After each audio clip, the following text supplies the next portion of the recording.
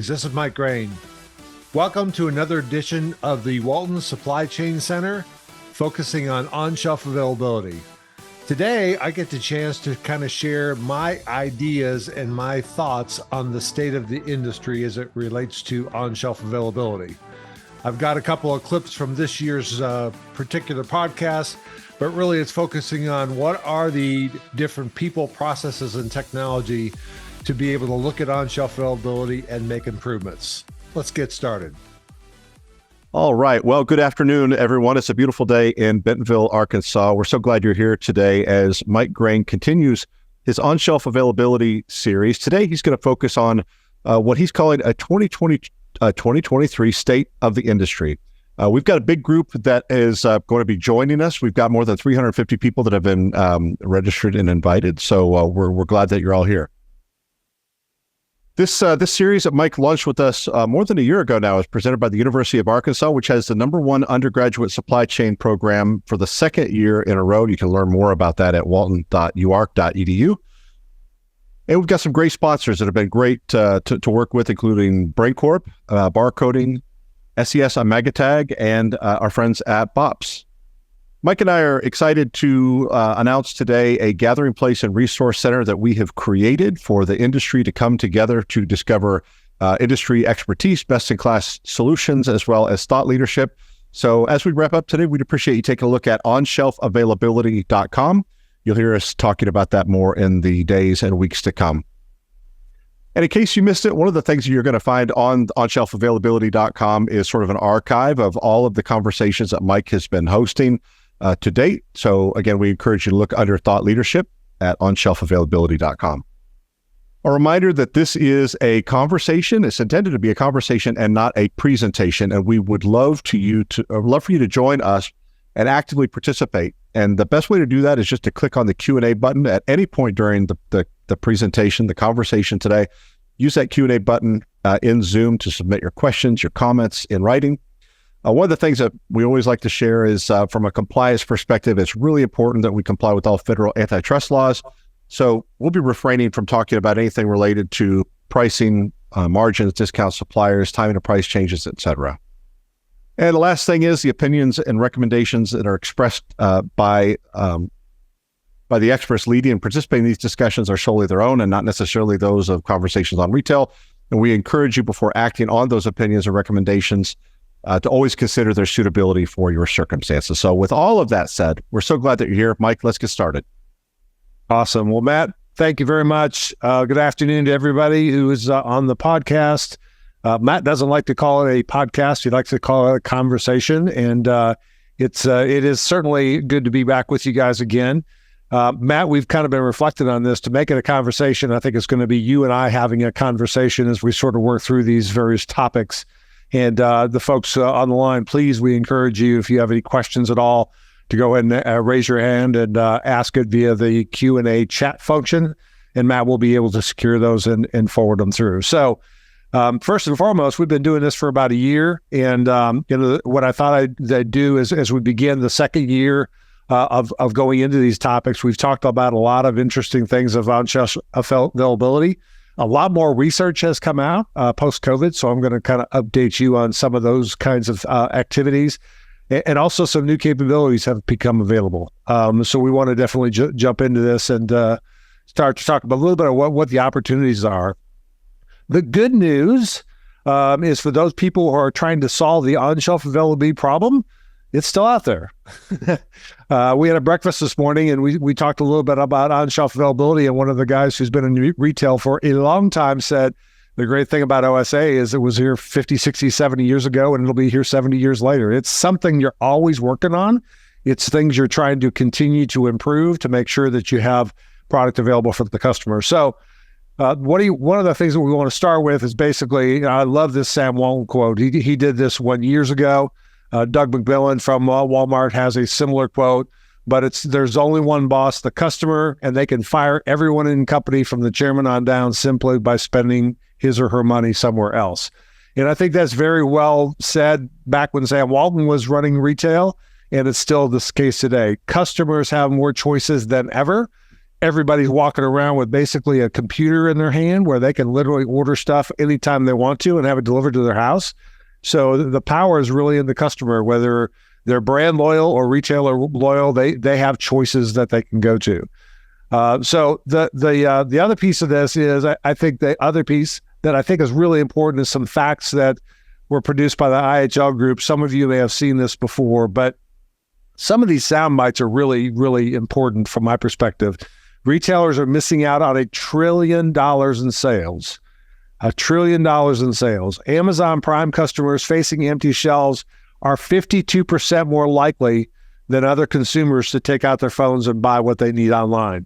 I don't know about you, but I've been a victim of that. I've gone into stores, tried to buy something, it's not there. A specific printer cartridge or something specifically, a specific item that I'm looking for, they don't have. I am very, very apt to pull out my phone and use that retailer's Wi-Fi to order that product from an Amazon or somebody else. So I'm basically using the retailer Wi-Fi to order from a competitor. I'm not proud of it, but I came all the way to the store to get it. I got to have that particular product. It's really necessary for what I'm trying to do. And the last one's 24% of Amazon's current retail growth came from customers who tried to buy it in a store first. I think those are pretty amazing.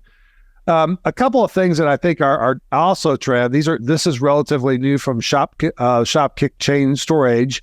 Is 81% of the shoppers have noticed more shelves are out of stock or lower stock than usual in retailers than a few years ago. When you start to highlight some of the areas, whoops, I'm sorry. There we go. When you start to unpack a little bit about what those particular items are, you see things like meat products, dairy products, boxed food, canned foods, etc. You also see what I kind of mentioned before, which is brand loyalty is wavering. 65% of the consumers said they would buy the next best option if their go-to brands are sold out and low stock, and 59% said they would be willing to go to a new brand and do it regularly. I am not a consumer shopper expert. There are people on the line, like our friends at Field Agent, that are better at doing this kind of research for sure. But I'm sure this varies by category. But the bottom line, it goes back to the customer, go back to Sam Walton's quote. They're ultimately the boss. They're going to choose to get what they want, where they want it. And, if we don't have it available for them, they'll find other options. So one of the things, Matt, I wanted to ask you, which is, this particular picture here, we'll talk a little bit about Walmart because we're both kind of, have some experience working at Walmart, working with the CPG suppliers who work with Walmart, et cetera. But as you look at this picture, there's a lady obviously leaving the store. When you think about this thing called Walmart, what do you think about?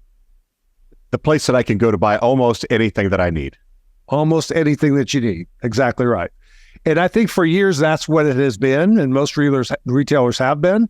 I would also argue that it's also becoming a fulfillment center because you have, and I remember the statistics, it was something like 90 or 95% of the U.S. population lives within 10 miles of a Walmart store.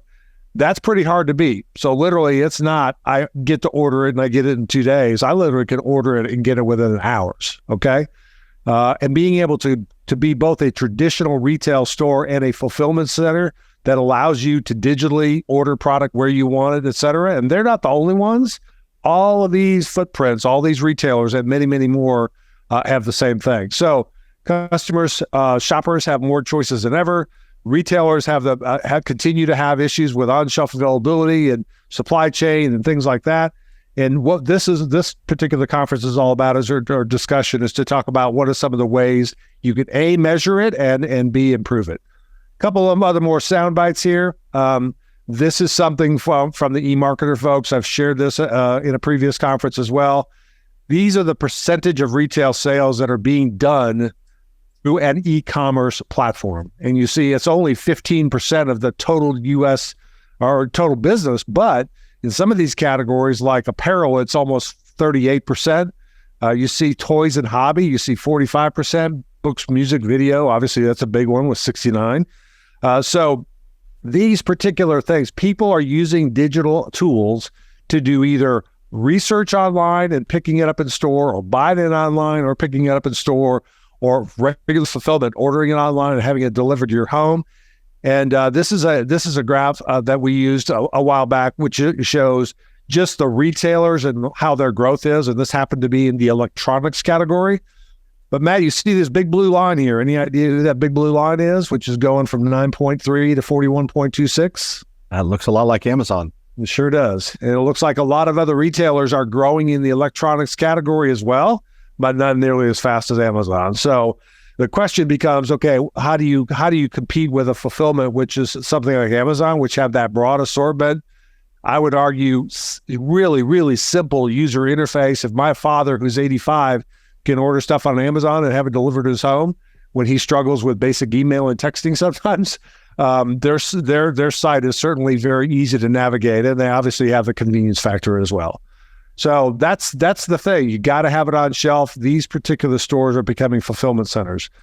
Now, here's a couple of things that I think would be interesting. Matt, we've got a video or a screen snapshot of Target with Wrangler jeans. And then I've got the same thing from a few years ago from Walmart. So this one's the Target one. That one's the Walmart one. You see anything different about the two? That's Walmart. Yeah. The price difference jumps out. Okay. So Target's at $19.99. Walmart's at $18.87. Yep. Anything else that you see that jumps out as a big aha or difference? Looks like Target, you can pick it up at a local store or have it shipped. Correct. They have this option here, which is you can pick it up. So if I go back to the Walmart, and Walmart has changed since this particular thing was done, but they say we'll basically put it in a box and we'll mail it to you. You'll get it in 2 days. Target's saying, yeah, we'll ship it to you in 2 days, but we've also only got 3 left. This is a term called BOPUS, buy online, pick up in store. And so for sure, one of the things that we're going to want to be able to do is to be able to have that particular product available. Melissa just said better images on Target, and I agree with that as well. It's like some of the images were quality. The big thing I wanted to do here, though, is definitely highlight the ability to pick up online.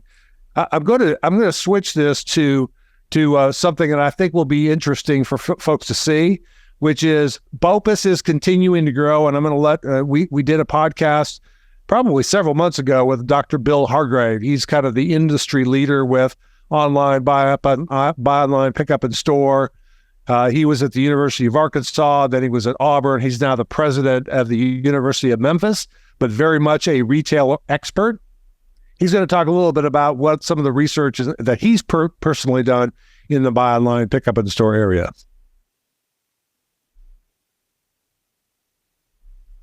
Pre-pandemic, retailers kind of looked at BOPUS kind of as a nice to have. Like, yeah, I mean, you will offer it as a consumers.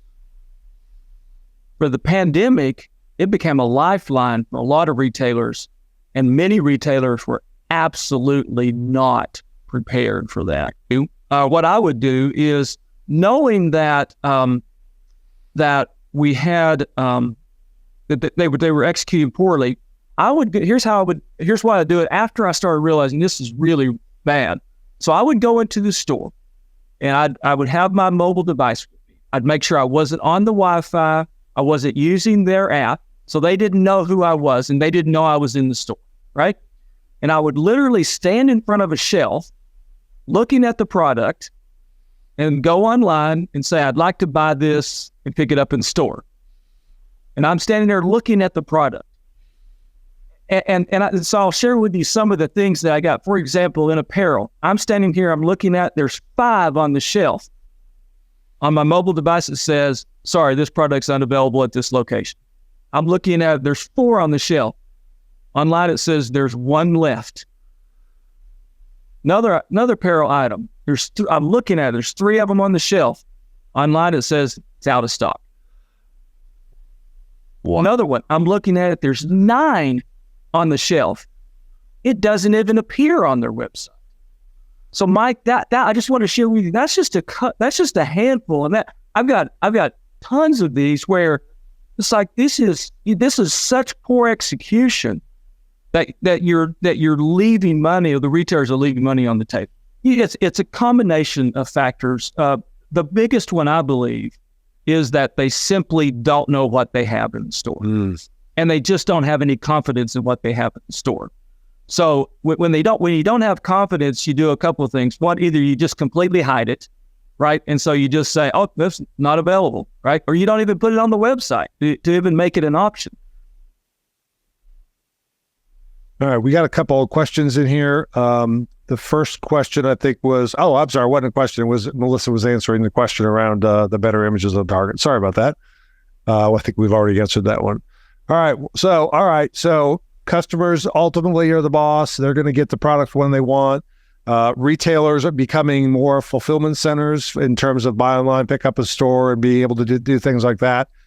So what are the causes of product not being unavailable? And there seems to be about 3 is the research I've done. Number 1, store operations. Number 2, the supply chain. And number 3, something that we're going to call on-hand accuracy. And we've got some potential solutions for each one of those.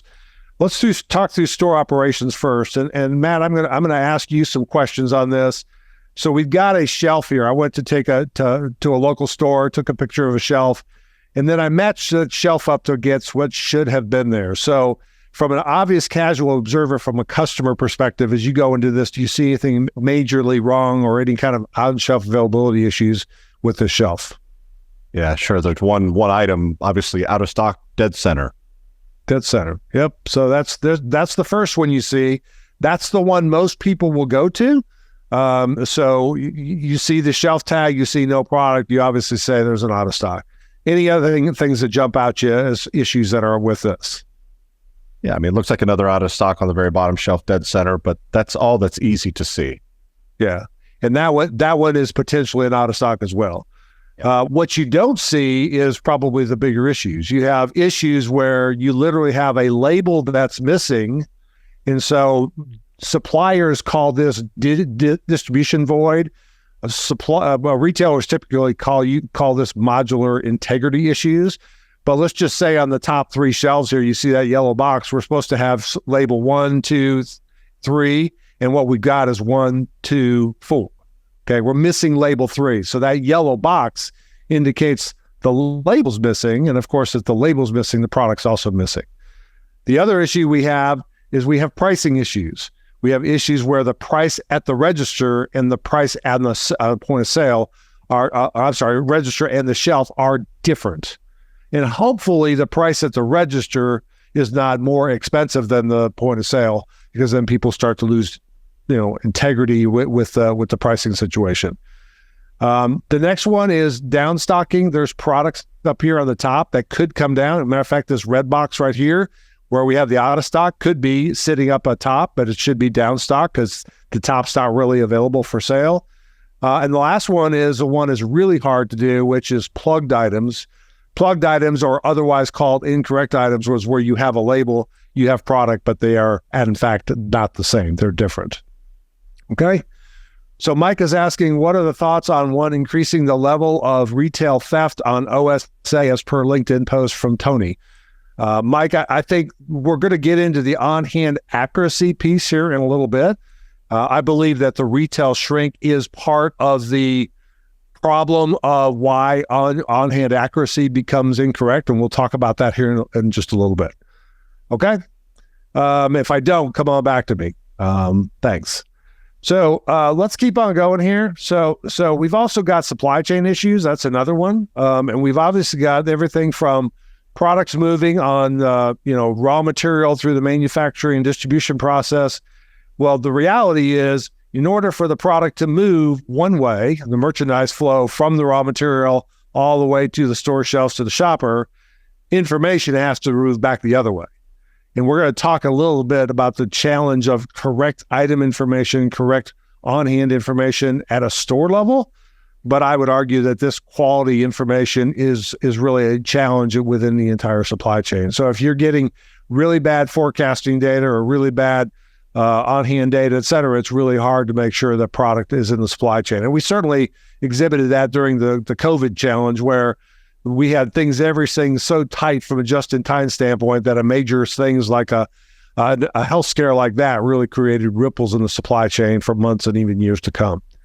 And the last one is the on-hand accuracy. And Mike, we'll jump back into this in a second, but these are 4 specific genes in a retailer. I've got a store on hand, an actual on hand, whether it's accurate or not. And the reorder point is for those of you in the supply chain, is really says when it comes down to hitting the number and the reorder point, I'm going to kick off another order to get some more product.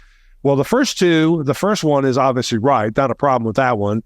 The next one is what we call understated. You're understating what you have. You think you have 3 and you really have 4. Probably not a major issue unless you think you have 3 and you really have 400 or something like that. But the last 2 are the real issues, which is where you have a store on hand that says I have 3 and I don't have any at all in this last example. Matt, if I don't have any, I obviously don't sell any. And if I don't sell any, how many do you think I should order if I don't have any product, Matt? Yeah, I'm sorry. I slipped away there for a second. Go ahead and answer that. Okay, so if I don't have any product as the last product in the store, if I don't have any, how many should I order? Well, 3, right? Yeah, could be 3. The problem is the store on hand is 3. It thinks I have 3, but I don't have any. Reorder point is 2. So it says when your system goes down to an on hand of 2, go ahead and reorder 3, right? But your on hand is actually 0. So you're never going to loop, you're never going to remove, unless somebody changes it, or unless a system changes it, or unless somebody sells one, which you're not going to sell because you don't have any, your on hand is always going to be 3 and nobody's going to change that. So you're never going to order that product. So inventory accuracy in retail outside of this RFID thing that we'll talk about in a little bit is still in the 50s and 60s. In some cases, that's probably okay. But in other cases, high velocity items where you have a lot of holding power and a lot of velocity at the shelf, 50 and 60% is okay. Other categories that are very, very important to customers, you may only have 1 or 2 on the shelf. So if you're off by 50%, you're probably going to not meet their expectations. So let's keep going through this. One of the other things, and this was a study that was done a little bit before COVID, 2019 by, folks with Mike Price over there in Europe and the ECR community over in Europe. But I think I've showed this to a few people and this has been interesting to them. And I think I want to make sure I highlight it. Green dots you have here basically is the orders or the on hand that you actually have available in the store. And the green solid line is what the actual on hand of the system is. So it's the green line, and said in other words, is what the system thinks you have. The dots are what you actually have. And as you see, there's a difference between what you have and what you think. If we add that in with the lead time, you end up with a second scenario over here where you didn't order it enough time to get it on the shelf and it ended up becoming an out of stock. That's one of the downsides. Even if it's not a phantom inventory where it's a 0 situation, it's definitely a problem for that particular replenishment item. Well, I hope you enjoyed part 1 of my State of the Industry comments on on-shelf availability.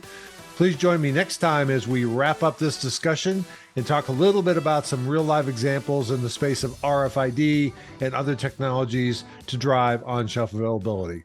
See you then.